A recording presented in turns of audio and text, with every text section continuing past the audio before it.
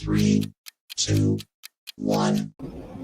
Hello. Welcome. We are live. This is EM Publishing's monthly update with me, Jessica, the business manager of EM Publishing. And we have a special guest here with us this month. Why don't you introduce yourself?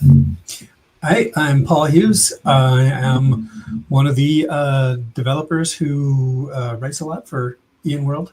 And we've got a new book coming out soon. Absolutely. So today we're going to be talking a lot about Pets and Sidekicks, the book that I am so excited it's been made, because this is the book that was what I wanted to exist for running my games and didn't, and now it exists. Paul has written it, and so I'm very excited. So we'll be talking about that a lot later. We are live right now, so if you're here in the chats, hey, hi, hello, thank you for joining us. Pop any questions in the chat and we will answer them if we know the answers. If they can be about EM Publishing and what we're doing here at EM World, that would be ideal. But yeah, so before we dive into talking about Pets and Sidekicks, we're going to do a little overall update of where we are with EM Publishing, as we do every month in these monthly updates, just let you know kind of where we are and what we're doing. So let's dive into it. I might give us a little bit of background music though, just to be nice, just to give us a little background, if that will come through. There we go, just so we can feel all chill and nice when we're doing it. Okay, because usually it's just me waffling at the camera, so I got Paul here to bounce off this week, which is good. Okay, so first of all, let's do the quick shipping and fulfillment update. So if you are one of our glorious crowdfunded backers, thank you so much. We're able to make new books and work on new projects because of your support, and we'll let you know where we are with everything. So first of all, Monstrous Menagerie 2, also written by Paul Hughes, has been globally fulfilled. It's going out in North America as we speak. They arrived, books arrived last week. They were packed up over the weekend. If you're a backer, you'd have been sent an address verification email just to check we've got it to the right address. So we're packing them up and getting them ready to send out, and they'll be going out in June as planned in America. If you're in other parts of the world, you've probably already got your book, because it went out in May for other people in other parts of the world, so where shipping happened. And that's also the same for the Gate Pass Gazette Annual. So those books arrived, and so they'll be going out at the same time as the Monstrous Menagerie 2. If for any reason you don't have your rewards or any tracking emails or anything like that, send me an email. It's on the screen there, the admin email address, and just let me know your order details and I'll have a check for you and reply to you. But everything should be going out very smoothly there. So next we have Into the Woods, which is our quick starter we did just a few weeks ago. Surveys closed last week on Friday, so if you're late doing that, not a problem. Just give me your address and send me a message to let me know you've done it late, and I'll send the rewards out. I'm sending the rewards out for these this week, and it's print on demand, so it'll be with you very, very quickly, and your PDF is already in your Kickstarter inbox. So that's almost all sent out, really. So that's another good, easy one. Next, we have the Void Runners Codex and Split the Horde. So these were products affected by the tariff situation that we all love hearing and talking about. But now tariffs into America are set at 30%, and we decided to just bite the bullet and kind of go ahead and ship to these destinations, and we're going to be eating that cost. So if you're a backer, the cost isn't going to be passed on to you. That's just something we're gonna take at port. If you would like to support us, we've had some people offer to pay the tariff costs of things, which is very kind. We're not going to be doing that for that, but if you would like to support us, please follow and support future projects like Pets and Sidekicks, and that would be the best way to support us going forward.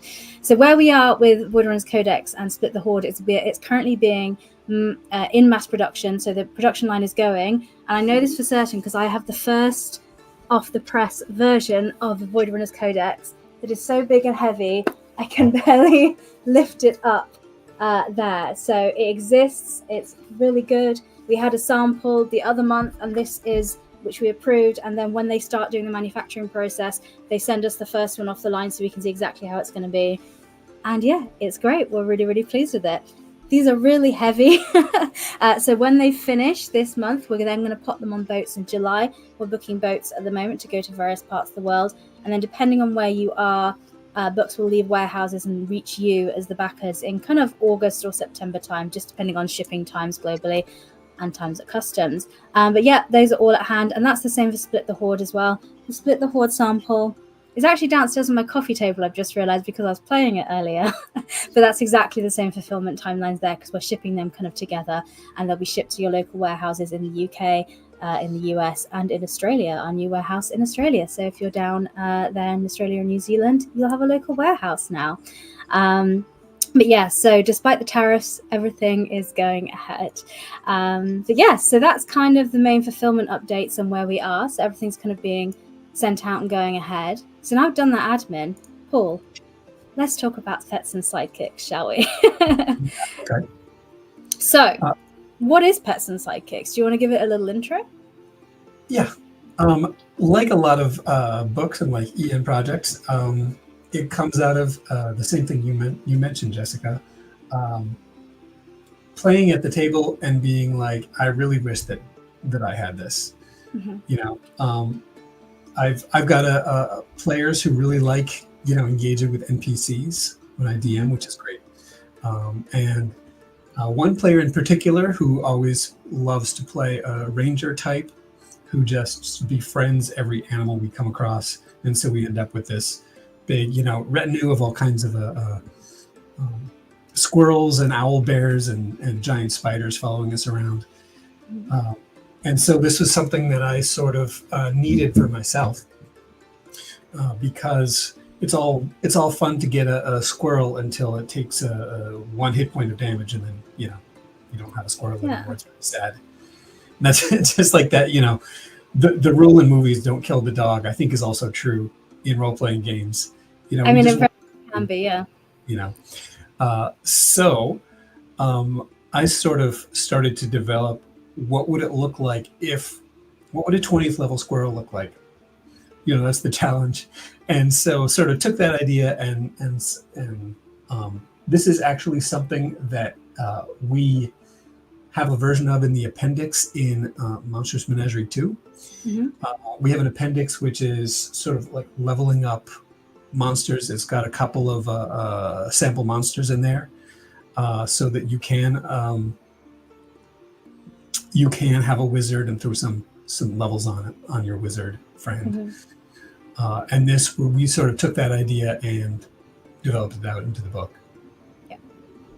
So, like, the issue that you have, exactly like you say, these pets and NPCs can level up with you. And in the Monstrous Menagerie, I think we talked a lot about that can be great for an adversary that levels up with you throughout the campaign, so a recurring villain. But I think this book is very much about people that can be in your party and part of your group, or people you interact with a lot that's kind of in the environment of the world with you.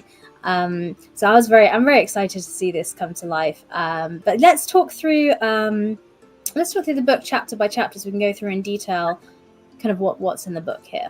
So chapter 1, we'll look at companions and allies. So what sort of things have we got looking at in this part of the book?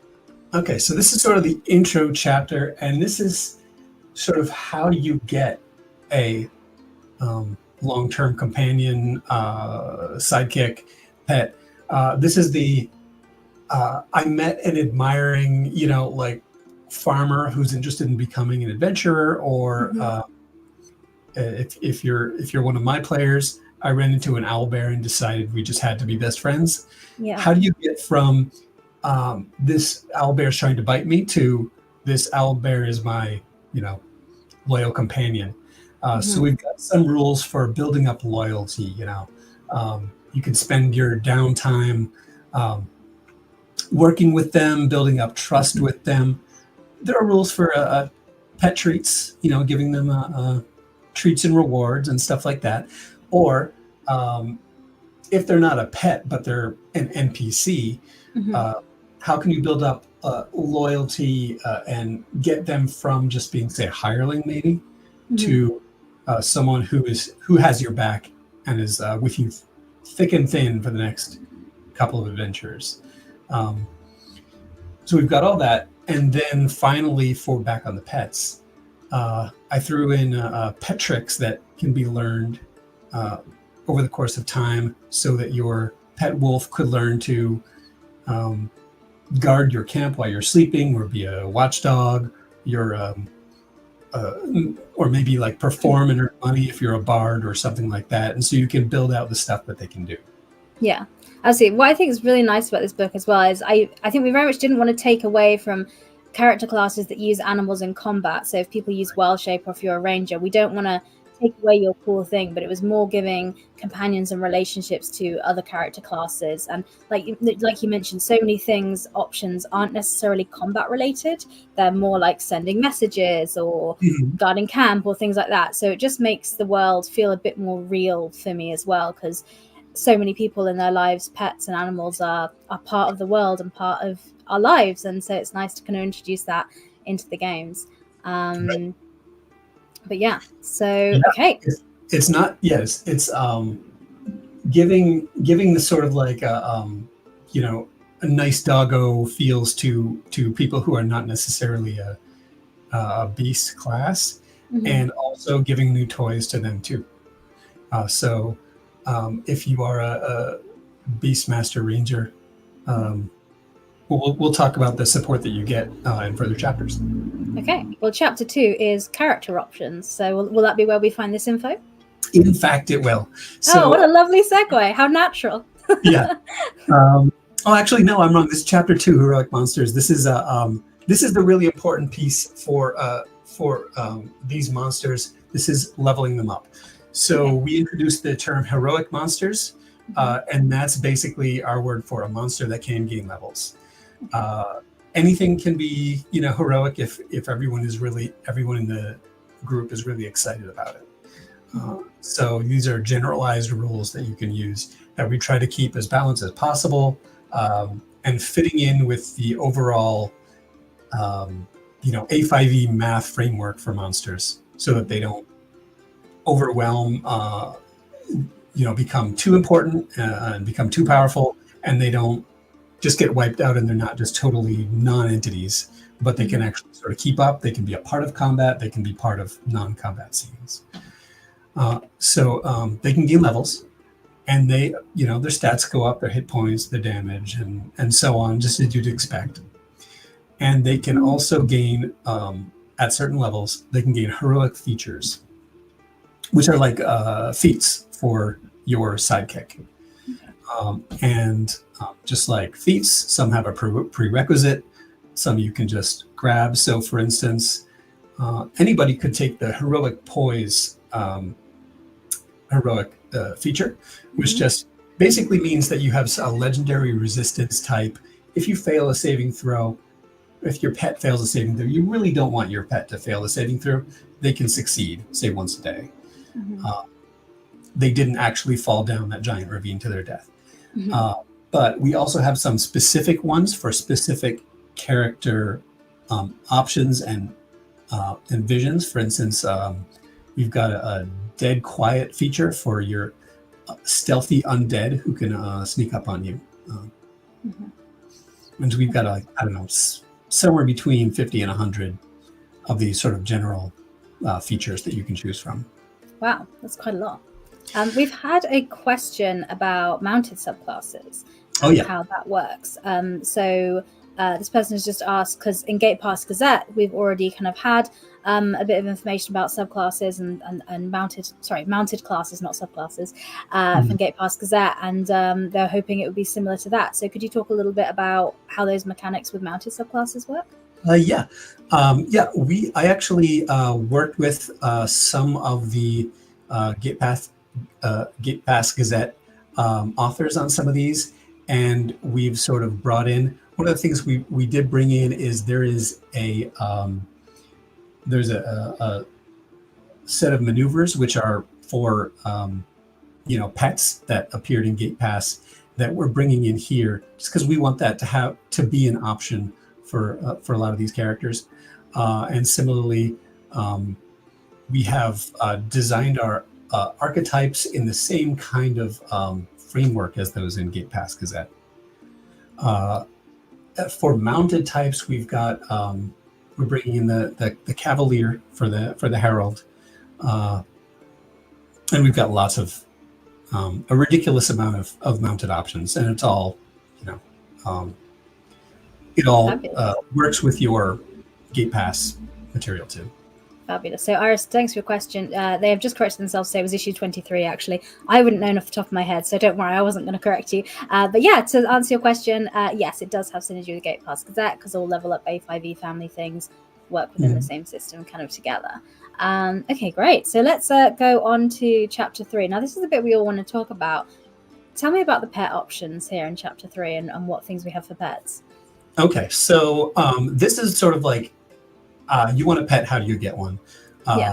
It may be that you ran into one in the wilderness and you befriended it, but you might just start the game with one. It could be part of your character concept. So we've got a background, beast friend, and just by getting that, you start out with, with a beast with a fairly low challenge rating.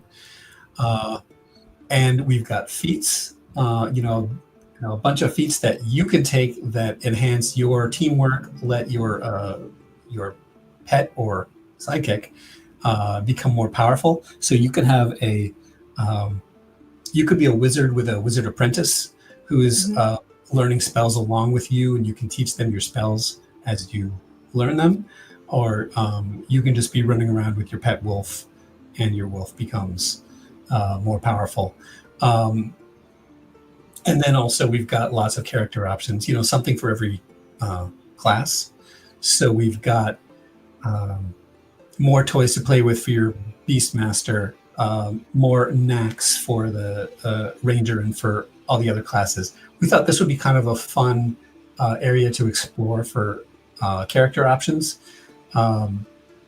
Increased level of knacks and alternate class feature support so that you can build out your character that way. Even if you have an existing character that you like, you can always just swap out one of these minor knacks to get something new you can do.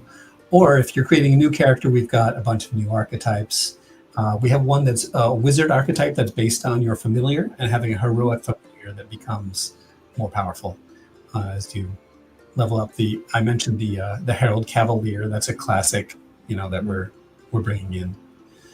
And then one of the really fun things that I think you can do with this is, for instance, for the druid who can use wild shape, you generally go through as you gain levels. If you're more and more powerful creatures, and so you switch. Maybe you start with a wolf, and you go to a bear, and so on. But if you really like the wolf, you just want to turn into a wolf. Why not just level up your wolf? So we make that possible too, and that way you can sort of become more dire as you gain levels. I love that. I had a druid character I played, and she was kind of like a plant folk sort of person. And so I always had her wild shapes be kind of insectoid, like plant-like looking things. And people were like, oh, why don't you go into this shape? Because it's more powerful. Right. And I was like, well, but the vibes, and I went for my character's backstory and things, it made more sense to do that, but it wasn't optimal mechanically. So this would have been perfect for me to be able to just, as the character grows and gets stronger, so does my wild shape form. So that would have been perfect. When what you want to do story-wise is in conflict with the mechanics, and when somebody says, you really should polymorph into a Tyrannosaurus or whatever, and you're like, yeah, I know, but my whole thing is I'm about tigers. So getting that flavor, getting you to grab that flavor that you want for your character. I know it's a good match for my groups when I DM. There's so many people who have these specific character stories that they're playing out. Let's make that possible. Fab. Well, I love that. What have we got? Any other things in this chapter we need to talk about, or should we move on to the next things? No, we can go on. The next one's kind of fun because this is the equipment chapter. Yes, and magic items. And magic items. And it's, how fun to be creating a big chapter of magic items to give to your pets. It's like, wow. It was really rewarding to do because there's, that's such unused space. So, you can, I made a magic bandana, which actually appears on the cover of the book. That it's in my headcanon anyway, that the cover of the book, you've got the dragon with the bandana, and that is the bandana of the good boy, which when you pet your creature, that lets them cast healing word on you, or calm emotions, calm you down, or various other effects like that. and besides that, there are so many things you could do with heroic monsters. We've got a new bag of tricks where, there's some items like the bag of tricks, the figurine of wondrous power, which are really cool when you get them, but the monsters don't keep up. It's great to be able to throw a giant badger, but at level 20 it doesn't do you much. So we've got a bag of tricks that can go up to high levels with the heroic monsters, or your figurine of wondrous power that levels up as you do and stuff like that. Yeah, absolutely. So yes, something that I personally, one of my favorites, is a collar that you can put on a sort of a house pet or a familiar to turn into their, more, their Super Saiyan form. So put it on, you put it on your like cat, it turns into a panther, or if you put it on a rat, it can turn into a giant rat, and turn back and forth. So when you're walking through town, you're in your nice inoffensive raven form, and then when it's time to throw down, you switch into something that's more akin to like a giant eagle or something like that, which is sort of the dream, I think, for the fantasy pet. Yeah, I was so pleased to see equipment and magic items in the book because I hadn't even thought about it. Because like when we first talked about it with you, and we're like, hey, we have this idea for pets, and we're thinking player options and expanding on the heroic things in Monster Menagerie too. I didn't even think about equipment and magic items, but as soon as I saw it in your pitch, I was like, yeah, of course you need those things. Of course, because you also need magic weapons and armor, right? So you don't want to be like, wearing your shining, your herald and your shining magic armor, and you've got a Triceratops who's just hanging out. You want to have some awesome Triceratops barding with like titanium spike, supporters and like a tail mace. You want to put those on, and you want them to be +1, and you want them to be flaming. So, now we can do it. I mean, anyone that's played Baldur's Gate 3 is immediately thinking of the owlbear when you're talking about this. So that's all I will. Yes. Owlbear. I was playing that. I was like, all right, perfect. Yes, I mean that might be my idea for us. But yeah. Yeah, I mean, sort of like already partially through this. This was when I was playing this. I think this was, my time sense is not good. I think this was after I had written the Monstrous Menagerie 2 appendix Owlbear, but I was like, I'm glad, I feel validated. This is, when this became sort of like a popular meme, like people, I want this, my party wants this. I think this is something that people are going to like. Yeah, absolutely. I think so too. Okay, so chapter 5 is the actual companions. So this is a big chapter. This is when you sit me down in front of the computer and are like, can you write up some monsters? It's sometimes hard to stop. So I did kind of go crazy. Perfect. So we've got like 75 sort of entries. And an entry is sort of like in any monster book, can contain multiple monsters. And in fact, in Advanced 5e, almost always contains several things, variants, and so on. So we've got, depending on how you count, 200 plus different pets and sidekicks. Pets that you can be. But the difference between these and most monster books is each one of these is really more like a character class than a monster, because they level up. So what it is, in previous chapters, we talked about all the different options you can use to level up. You come up with your own bespoke leveling path. And these are sort of pre-built monsters with exactly what you get at every level. So you just flip open to your cat page to play your heroic battle cat. And it's got all your stats there. You can play it right out of the book. You don't need to separately prepare anything, because we love to make monsters as easy as possible to run, because you've got so many other things going on while you're playing. And it's also got your options for each time you level up. and we included multiple different options. So there are different ways to build out your cat. There's different ways to build out your horse. A lot of ways to build out horses because that's such an important part of the fantasy milieu. Is, what's the deal with your steed? Is it like, a tough war horse, or is it like a crappy looking nag that looks like it's going to go like, be a training horse at like some stable for kids, but is in fact faster than everybody else's horse. So lots and lots of different options that you can pick as you level up.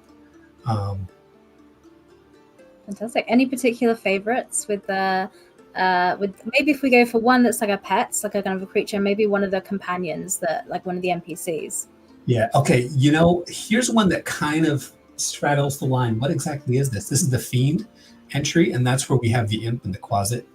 I like these ones, because it's just fun. If you have a player who's leaning into having an Imp or a Quasit, your campaign is probably going to go into interesting places.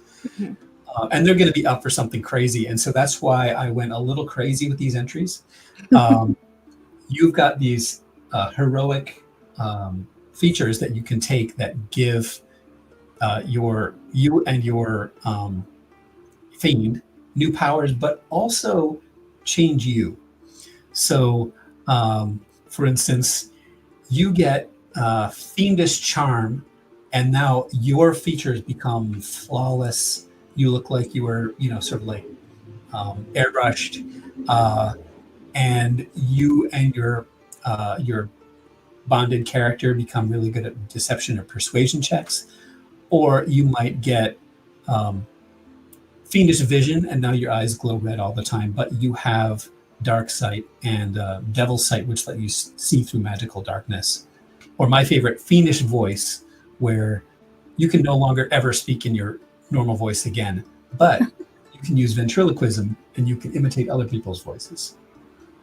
That's nice. One of the imp's abilities is ventriloquism, so you're becoming more like you're being corrupted by your pet. So that's one of my favorites, just because that was really fun to write. But apart from that, Cat's always a classic. They're really fun. One of the little jokes that I kind of snuck in here is there's a lot of beasts that can learn common or another language, but they can't speak. Cats also can learn language, but they won't speak. Maybe they can. We're not really sure. But it's never going to happen. And of course, at level 10, they're going to get 9 lives. Fabulous. I mean, of course, that's very, classic. Got some of the comments saying from the artwork, they love the unicorn as well. The unicorn is really great. And one thing I like about that is when you're level 1, you don't get a CR5 unicorn, right? That would be overpowering. But you get something better than a CR5 unicorn, and that is a baby unicorn. So, you've got this little foal, and as you're leveling up, it's growing up, you're raising it, and it's growing up alongside you. One day it's going to be an adult, noble, Sylvan or celestial unicorn in its full powers. And if you are the kind of person that unicorns like, a noble person who always do the right thing, they're going to stay with you. But maybe they won't. At some point, a thinking creature is not a pet, and it's going to make its own decisions. And it's the same thing with another one of my favorites, the dragon hatchling. They look really cute when they're hatched. We've all played a game where you find some dragon eggs and you're like, okay, usually it's a bad idea, right? To get to try to raise a dragon, but it's going to be okay this time. And I believe there was a recent movie that seems to be doing okay that suggests that people might think it's a good idea. It's not. But if you do, here are the rules for it. It's going to go fine for a while, and then at some point they're going to start making their own decisions. Hopefully around level 20, when you can deal with the consequences. Hopefully then, yeah. I mean, what I did really like reading through the manuscript for this book is, because obviously, like you say, there are some creatures in here that aren't pets because they're like sentient beings. So they're more like companions or NPCs than that. And the fact that the book is clear it's both of those things means that you can have a baby unicorn where it's young and it needs your care, but it's going to grow up into being its own being, and it's having its own things it wants to do. But the artwork for the baby unicorn is very, very cute. So I think that's on the crowdfunding page if you go have a look. The pre-launch page is up now. It does say Companions Compendium. And that is because that's what it was originally called before we changed it, and we can't change it now. But the book is called Pets and Sidekick. But if you click on the link I put in the chat or that's on the screen, you can be notified when we launch. And it's also really helpful for us because the more people that follow a project, it helps other people find it that might be interested in as well. So if you're even vaguely interested, just click the follow button on Kickstarter, and that would be a great help. Thank you very much. Yeah. And it helps us what you want more of for the next projects that we do. Absolutely, yes. Because we're already talking about future ideas for stuff with Paul, but we'll wait till we get this one done first before we talk about that. But yeah, so that's really exciting. So that's kind of, I mean, in a nutshell, I think we've covered a lot of what Pets and Sidekicks is. I mean, have we missed anything really obvious with that? I feel like that's yeah, I don't think so. I would say that one thing with this book, and I think with most RPG books, the fun thing about it is you think, is this book infinite? And you want the answer to be yes. So this is not just a book of 200 pets, and then once you spend the next 300 years of your life and you've paid through all 200 pets, you're done. This lets you turn anything into a pet, from any previous book that's been published, any future book that hasn't been published yet, books for other systems. This is compatible with D&D or Tales of the Valiant, so you have all those resources too. And it also lets you level up an adventure that you're playing that happens to have, some NPC that your players suddenly decide they love this. They love this blacksmith. Yeah. Now the blacksmith, we have a stat block for like an expert who becomes better at their craft over time. And so now this person can become part of the overall campaign, leveling up and eventually building, legendary weapons, at level 20.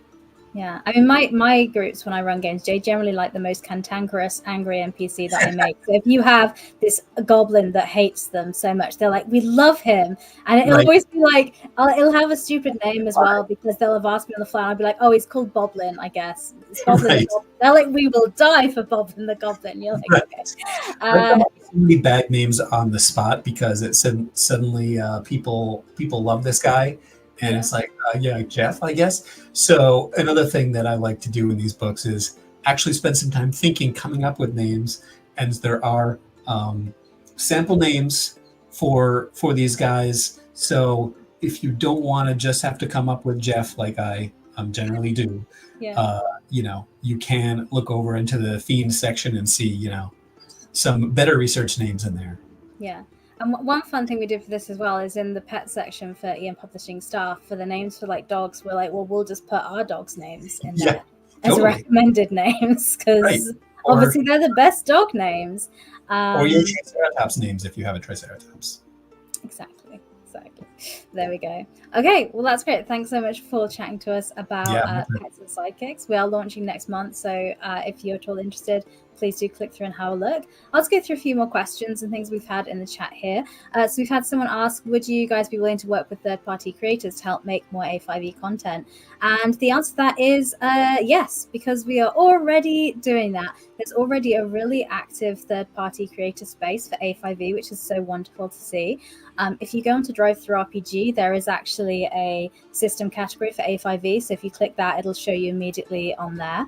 We also have on our website, if you go to the A5e Tools website, which I don't have written, so 5e.tools. She says, getting the banner ready quickly on the fly. There is a page on there which has third-party creators, which has a list of creators that have got in touch with us, and we've put it there. If you already have created and published something and you're not on that list and you would like to be, please send me an email and I can add you to that list there. So it just makes A5e players make it easy to find the stuff that you make.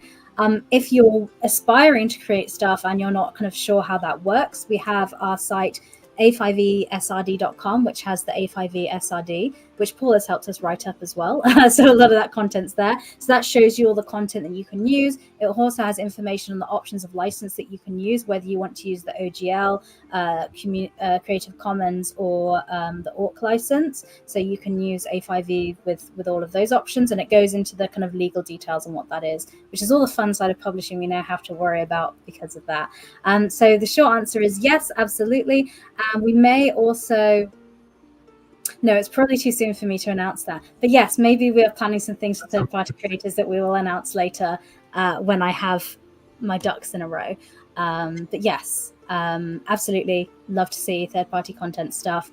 Looked like this person was saying they had, looks like they had some idea for some campaigns. Yeah, go on ahead. Go to A5e.A5e.SRD, check you've got everything you need in there, and go on the tools site. And when you've got it up and published, send us a link to let us know about it, and we can share it with people. Yeah.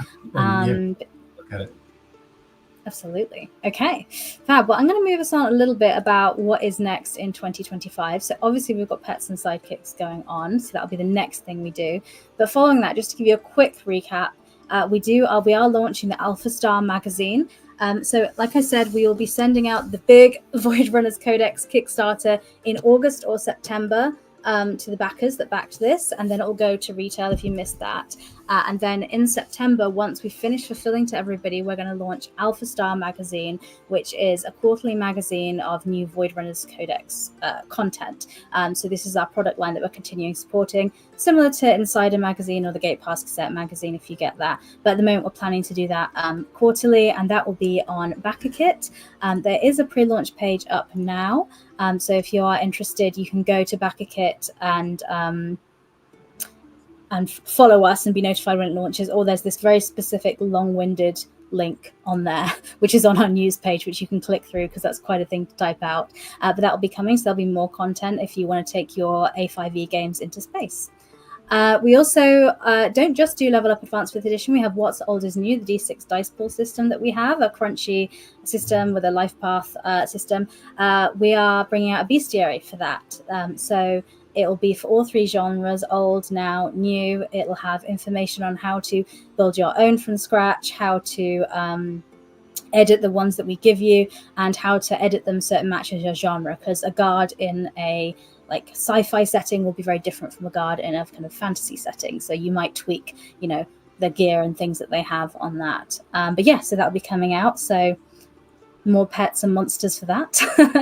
And then Level Up Gateway as well. So levelupgateway.com is the online character builder for Level Up Advanced 5th Edition. It's in open beta at the moment now, so you can go to levelupgateway.com and start creating characters. At the moment, it goes up to level 10, and it is in beta, so if you spot anything weird, there is a bug report to say, hey, I tried to do this.